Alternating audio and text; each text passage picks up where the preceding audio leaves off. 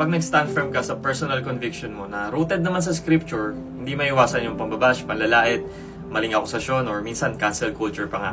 Madalas makakusahan pa tayo na judgmental or updated. In fact, everyone who wants to live a godly life in Christ Jesus will be persecuted. So rejoice guys, kahit buong mundo na yung nanglalait sa inyo kung ano-ano pinagsasabi sa inyo kasi hindi kayo nag-conform, di ba? We are called, Romans 12, do not conform to the pattern of this world.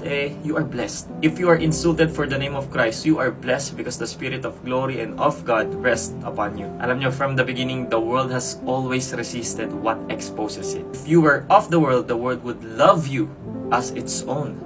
But because you are not of the world, but I chose you out of the world, therefore the world hates you. And when people ridicule your faith, alam nyo, sometimes, what they are really resisting is the quiet conviction stirring in their own hearts. But again, reminded tayo ng Romans 12:21, do not be overcome by evil, but overcome evil with good. Let me end this with a verse. Babasahin ko sa inyo in Tagalog. Part 2 ng devotion ko kaninang umaga. Sabi dito, ginigipit kami sa lahat ng paraan, ngunit hindi nalulupig.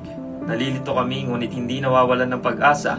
Inuusig kami, ngunit hindi kami pinapabayaan ng Diyos. Pinapabagsak kami, ngunit hindi tuluyang nalulugmok.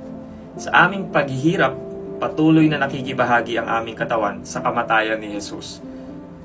Upang sa pamamagitan nito ay makita rin ang buhay ni Jesus sa aming katawan.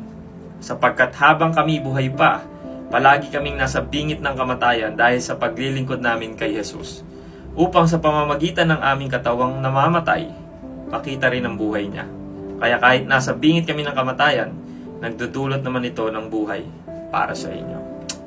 Amen.